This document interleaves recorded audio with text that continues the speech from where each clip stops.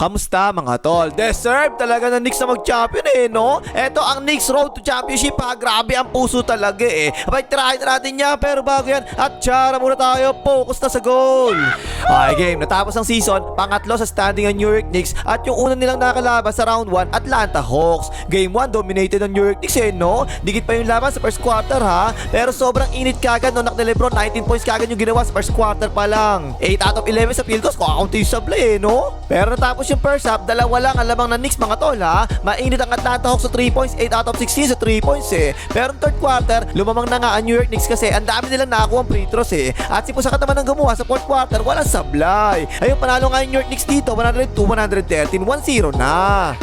Game 2, nakauna na naman ang Knicks ha. Lamang kagad sila sa first quarter. Kontrolado ng New York Knicks ang buong first half ha. Palagi sila yung lamang Kahit yung bench nila, gumagawa palagi O si kabayan Nordy Clarkson, nadaan sa sipag. Offensive tapos binuwayan na nga. Nice naman. Kahit yung third quarter, kontrolado ng New York Knicks ang buong quarter. Double digit palagi yung lamang nila Kaso lang nung fourth quarter, naku po, baldugan ng New York Knicks. 5 out of 22 lang sa field goals. Ang dami sablay. So ayun, bigla na nga lumamang ang Atlanta Hawks sa last 2 minutes ng fourth quarter. At may chance pa makahabol ang New York Knicks kasi naka-3 points yung anak ni Lebron. Kaya isa na lang ang lamang ng Atlanta Hawks ha. Sablay pa yung dalawang free throw ng Atlanta Hawks. Kaya may chance talaga ang New York Knicks. Miguel Bridges overthrown water for the win. Baldog! Ayun, panalo pa nga yung Atlanta Hawks. Comeback win 107-106. 1-1 na. At game 3, baliktad naman. Ako po, nakauna ang Knicks sa first quarter ha. Pero bigla na control ng Atlanta Hawks sa first quarter. Lamang patuloy sila ng 12. 6 out of 8 sila sa 3 points. At ayun, nagtuloy-tuloy pa nga yung lamang ng Atlanta Hawks ha. Lumaki pa nga, umabot pa nga ng 18 ang lamang nila Pero grabe talaga ang puso ng Knicks mga tol. Naibaba agad nila sa 8 na lang ang lamang pagkatapos sa third quarter ha. At lamang pa yung Atlanta Hawks sa 3 sa last 2 minutes ng fourth quarter. Pero bigla naka-3 points si Here comes McBride. Portrait, tabla na nga. Tapos mablay pa yung Atlanta Hawks ha. Isolation kagad ng New York Knicks, anak ni Lebron. And ang upper basket, may kasama pang foul, lamang na ang Knicks. Pero offensive rebound tsaka putbang ng Johnson Baby Powder, isa na lang ang lamang ng Knicks. At tapos mablay pa yung New York Knicks ha. At ito, game winner ng CJ McPherson for the win. Patay! Ayun, panalo pa kay Atlanta Hawks. 2-1 na lamang na sila.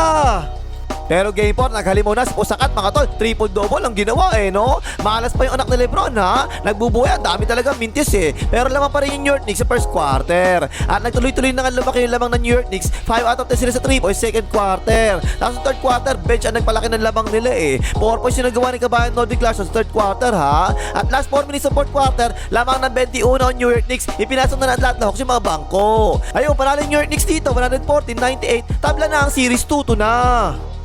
Tapos game 5, home court ng New York Knicks. 39 points ang ginawa ng anak ni Lebron. Sobrang init talaga. 15 out of 23 sa field goals 5 points naman kagad si kabayan Nordy Clarkson. 13 kagad ang lamang ng New York Knicks sa first quarter ha. Tapos second quarter, lalong lumaki ang lamang nila. 7 points ang ginawa ni Max Alvarado. Walang sablay Tapos third quarter, lumaki na naman ang lamang. Gumawa na naman ng bench ng New York Knicks. Ayan, alley-oop, dak-dak. At nung fourth quarter, 17 points ang ginawa ng anak ni Lebron. Isa lang ang sablay, mainit. Ayun, lalong lumabo tuloy ang lamang ng New York Knicks. Tambakan tuloy, panalo sila dito 97-126. Lamang na ang New York Knicks sa series 2-3 na.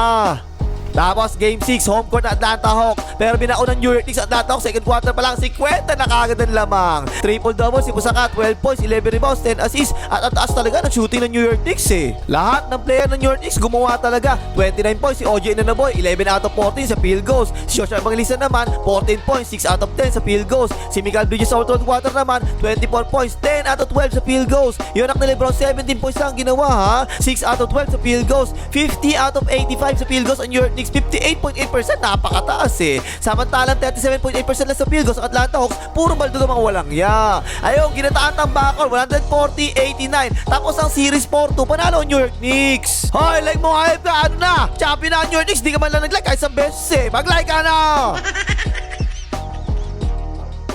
Laban naman ang Sixers game 1, first quarter pa lang 14 points kagad yung anak ni Lebron. Lamang kagad ang New York Knicks sa first quarter pa lang 25-33 ang score. Second quarter, grabe na naman yung anak ni Lebron, 13 points naman ang ginawa. Pero grabe na naman ang shooting ng Knicks no. 16 out of 24 sa field goals, 41 points yung ginawa nila At nung third quarter, ganun na naman putya, 72% sa field goals ang New York Knicks. Lahat talaga gumagawa Basag na basag ang depensa ng Sixers. Ayan, nakashoot pa nga si kabayan Nordy Clarkson no. Ayun, buong fourth quarter, puro bangkuna naglaro. 30 plus ba naman ang laman ng New York Knicks sa fourth quarter. Panalo ang Knicks dito 98-137, 1-0 na.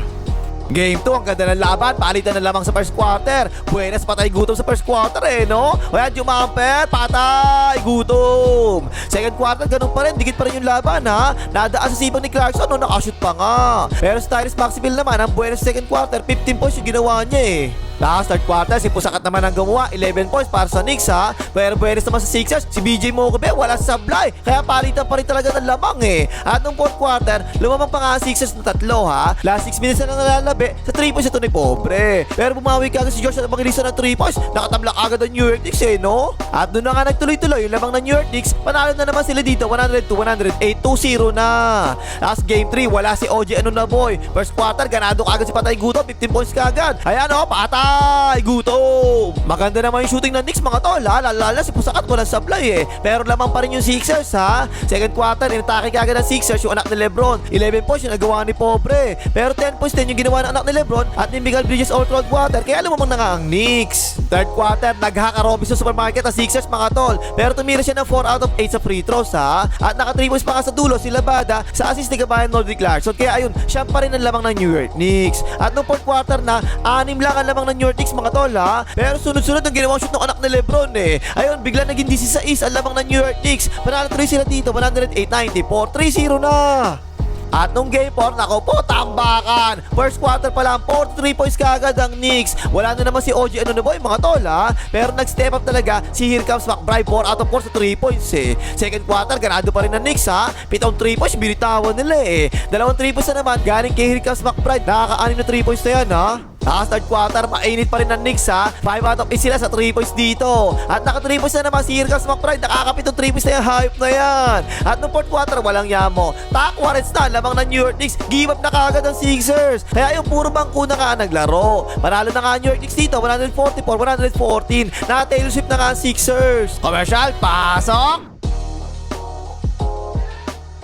Taas to, East Finals, Game 1, laban sa Cavaliers ha. Nakauna ang Cavaliers, 10-4 kagad ang score. Ganado si Gagaboy, 7 points kagad eh. Pero biglang umabot ang New York Knicks, nakalamang kagad sila sa first quarter. Naka 3 points pa nga si Gabayan Nordic Clarkson eh. Halos buong second quarter naman, lamang ang New York Knicks ha. Maganda yung shooting nila, 10 out of 90 sa field goals eh. Pero sa dulong second quarter, biglang lumamang ang Cavaliers, naka 3 points si Gagaboy sa dulo eh. Kasa third quarter, baldugan ang New York Knicks, lalong lumaki ang lamang ng Cavaliers. Ganado pa rin si Gagaboy ha. At nung fourth quarter, umabot pa nga ng 22 ang lamang ng Cavaliers mga tol. 93-71 ang score lamang ang Cavaliers. Last 7 minutes na lang ang nalalabi ha. Pero grabe talaga ang puso ng Knicks eh no. Biglang 9-0 run ang ginawa nila. 13 na lang ang lamang. At dito na nagsimulang atake ng New York Knicks si Balbas. Sunod-sunod talaga eh no. Personal 9-0 run pa ang ginawa ng anak ni Lebron. Binuhat talaga niya yung New York Knicks. Puro si Balbas ang inaatake niya eh. Last 2 minutes na lang. Lamang pa ng 6 ang Cavaliers mga tol ha. Pero back-to-back 3 points ang New York Knicks. Ayan, portrait. Patay ka dyan. Ayaw, 3 na lang ang lamang. Nalibre pa kasi Labado sa corner portrait. Itong cover, naawa pa nga, tabla na nga. Pero nakashoot pa kasi Balbas. Kaya ayun, lamang na naman ang Cavaliers ha. So syempre, last shot to, binigay na kagad sa anak ni Lebron. Kinuha na naman si Balbas sa switch eh no. Umatake pa banda. Patay, overtime pa nga. At ayun sa overtime, 3 points lang ang nagawa ng Cavaliers. Ganun pa rin ginagawa. Inaatake pa rin ng Knicks palagi si Balbas eh. Kaya ayun, comeback win pa nga to ng Knicks ha. 104-115, 1-0 na. Game 2, nung first half, lumalaban pa ang Cavaliers ha. Pero ubus ka agad yung hangin nila eh. Balance scoring ang New York Knicks sa first quarter, lahat talaga gumagawa eh. Second quarter, nagsimula na mag-backfire yung pag-iwan ng Cavaliers kay Josh Evangelista ha. Palagi siyang iniiwanan ng big man nila sa labas. Pero nakadalawang 3 points kaagad siya eh. At ayun ng third quarter, 12 points pa nga ang ginawa ni Josh Evangelista. Natala sa sugal sa depensa ang Cavaliers mga tol. 3 out of 3 sa 3 points si Josh Evangelista, wala sablay eh. At nung fourth quarter, inatake na naman nila yung mahabang balbas ni Balbas. Hindi na makadepensa yung Cavaliers. Panalo na naman ang Knicks, 93-89, 2-0 na. Tapos game 3, first quarter, si Pusakat naman ngayon kagad ang ganado. Tinirahan kagad si Balbas ng harapan eh oh. Lamang kagad ang 10 ang Knicks sa first quarter, 37-27 ang score ha. At itong si OG Anunoby, kapag nakakalapit yung kalaban, palagi talaga may sagot na ganitong 3 points eh. Ganun pa rin ang ginagawang diskarte ng Cavaliers sa depensa mga tol ha. Pero pinarusahan na naman sila ni Josh at Evangelista eh. Third quarter, nag-take over na yung anak ni Lebron. Tinirahan lang basta-basta si Gagamboy eh. 12 points ang ginawa ng anak ni Lebron sa third quarter, double digit pa rin ang lamang ng New York Knicks. Tapos fourth quarter, ganado pa rin si Labada mga tol. 3 3 points na binitawan ni Labada sa fourth quarter. Kaya hindi na nakahabol ang Cavaliers. Panalo na naman ng New York Knicks, 121-108, 3-0 na. At nung game 4, nung first quarter na lang nakalamang ang Cavaliers. Pero sobrang balas kasi ng Knicks no? Lahat talaga na pinapasok nila nakakashoot Ganado na naman sila bata, puro 3 points no? Lalo lumaki ang lamang ng New York Knicks ha. Lahat talaga na pinapasok ng New York Knicks gumagawa talaga. 20 plus kagad ang lamang ng New York Knicks sa second quarter Samantalang baldugan naman ng Cavaliers, lalong-lalo to si Balbas. Naku po, ang sarap ahitin ng Balbas, hindi makakashoot Samantalang sa Knicks, lahat talaga nakakashoot, walang buhay yan no? Lalong lumaki ang lamang nila dito ha. Ayun, 33 na lamang ng Knicks sa fourth quarter, tinatamad na ang buong Cavaliers. Ang aga na nilang pinasok yung mga bangko. Panalo na naman ng New York Knicks 130-93 na tail sweep pa nga. Commercial, pasok! So eto na, finals na laban sa Spurs ha. Home court ng Spurs sa game 1, nakauno ng New York Knicks, 8-2 kagad lamang sila. Pero biglang nakahabol ng Spurs, ganado kasi si Boy Left, Dillon Harper no? At tapos nakontrol pa ng Spurs sa second quarter. Pumapasok sa yung mga 3 points nila, kahit di nakakashoot si Bambayaman Pero ang ganda ng nilaro ng bench ng New York Knicks, kaya nakadikit pa sila second quarter. Pero third quarter, biglang lumamang ng 14 ang Spurs no? 51-65 ang score ha. Kaso lang, biglang 20-6 run ang binitawan ng New York Knicks. Nakatabla kagad sila sa dulong third quarter At sa last 2 minutes ng fourth quarter, lamang pa actually ng isa ang Spurs mga tol ha. Naka-free throw ng dalawa sa Wembayaman Pero crucial na offensive rebound saka 3 points na anak ni Lebron sa corner. Biglang lumamang kagad ng dalawa ang New York Knicks At hindi na nakashoot uli ang Spurs. Isa pa crucial ang tira ng anak ni Lebron, pasok na naman. Ayun, comeback win pa nga ng New York Knicks ha. Panalo ang New York Knicks sa game 1, 105-95, 1-0 na. Game 2, home court na naman ang Spurs ha. Nakauna na naman ang Spurs sa first quarter Hindi maganda ang shooting na ng Lebron. Ang ganda ng defense sa kanya. Kaya lamang ang Spurs 34-25. Second quarter, umabot ang 12. Lamang ng Spurs ha. 25-37 lamang sila. Pero unti-unti humahabol ang New York Knicks second quarter. Ang ganda ng 3-point shooting nila rito Hindi pa rin makagawa yung anak ni Lebron mga tol ha. Si Pusak at saka si Bridges yung gumagawa para sa Knicks. Second half, nakontrol ng New York Knicks ang laro. Lumamang pa sila ng 14 sa last 6 minutes ng fourth quarter ha. Pero eto na ang Spurs, unti-unting nawala ang lamang ng New York Knicks no? At lumamang pa nga ang Spurs ng dalawa sa last 2 minutes sa end 1 na to ni Wembayaman. So syempre, binigay na kagad ng Knicks anak ni Lebron, diba? Clutch shot na naman niya, patay ka dyan, tabla na nga. At sumablay pa nga yung Spurs, so bola ng New York Knicks ha. Tira na anak ni Lebron, wala. Rebound ni Wembayaman, dinribble ang tanga. Tapos saka pinasa kay Castillo yung buhangin, hindi nakatingin. Yung tabo, nasabaw. Napaul pa nga yung anak ni Lebron, namuka. Pero isang free throw lang pumasok, ayun, tumayawat ang Spurs. Last 6 seconds na lang, pick and roll yan, binigay kagad kay Wembayaman. Ayan, ginamper ng tanga kahit penalty na. Ayan na nga, tungkap na nga, panalo New York Knicks 2-0 na. Tapos game 3, home court ng Knicks ha, walang yamo. $10,000 ang bili ko sa ticket mga tol, ang mahal Nakauna na naman ang Spurs ha. At again, pahirapan na naman makashoot yung anak ni Lebron. Ang lagkit na naman ang depensa ng Spurs Pero second quarter, ayan na naman ang bench ng Knicks, umahabol na naman sila. Lamang pa ng isa ang Spurs ha. Pero biglang back-to-back 3 points sa binitawan ng Knicks, lamang natuloy kaagad sila. Pero third quarter, pahirapan na naman makashoot yung anak ni Lebron. 2 out of 7 lang sa field goals. At buenos pa sa 3 points sa Spurs third quarter, kaya ayun, lamang na naman tuloy sila. At nung last 2 minutes mga tol ha, crucial 3-point shot kasi yung buhangin pausay shot lock dito no? At saka isang crucial jumper ni Maletag ang De'Aaron Fox boy. Kaya yung Spurs pa kayo panalo dito, 115-111, 2-1 na lamang pa rin ng Knicks.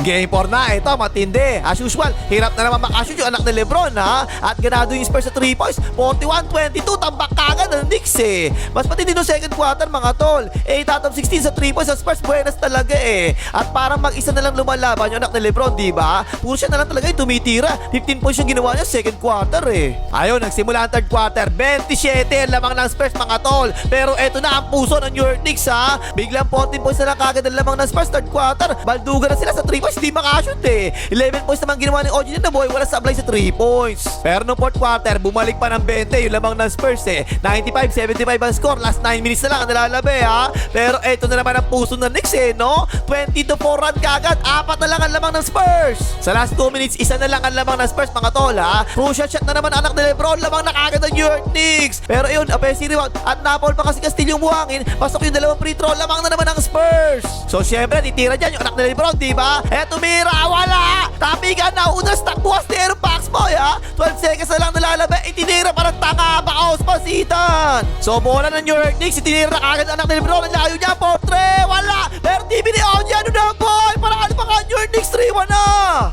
Game 5, nakauna na naman ang Spurs mga tol ha. 13 points lang ang New York Knicks sa first quarter. Baldugan, dalawang player lang ang nakashoot eh. Samantalang sa Spurs, 7 points kagad si Boy Layup Dylan Harper. Wala sablay eh. Ganun na naman palagi mga tol eh, no? Pero pumalag na naman ang New York Knicks second quarter. Naibaba na naman kagad nila yung lamang ha. 16 ang lamang ng Spurs, pero dalawang 3 points yung binitawan ni Michael Bridges over cold water. Third quarter, lumaki na naman ang lamang ng Spurs. Ganado pa rin si Boy Layup Dylan Harper ha. Pero pumalag na naman kagad ang New York Knicks dulong third quarter. Bumaba na naman kagad sa 7 na lang ang lamang. Tapos ayun, fourth quarter, last 3 minutes na lang, lamang ng dalawang Spurs mga tol ha. Crucial foul ni Bassett sa anak ni Lebron. Paubos na yung shot clock dito eh. Tatlong free throws tuloy, lamang na tuloy ang New York Knicks. Pero nakatabla pa ang Spurs. Si Boy Layup Dylan Harper na naman na nakashoot. Last 1 minute na lang nalalabi ha. Tabla ang score. So syempre, yung anak ni Lebron na naman titira dyan, di ba? O na nga, nakalusot, palobo, patay ka dyan, lamang ng Knicks. At may chance pa sana makatabla ang Spurs mga tol eh, no? Pero yung layup ni Boy Layup Dylan Harper, ay sablay, naku po.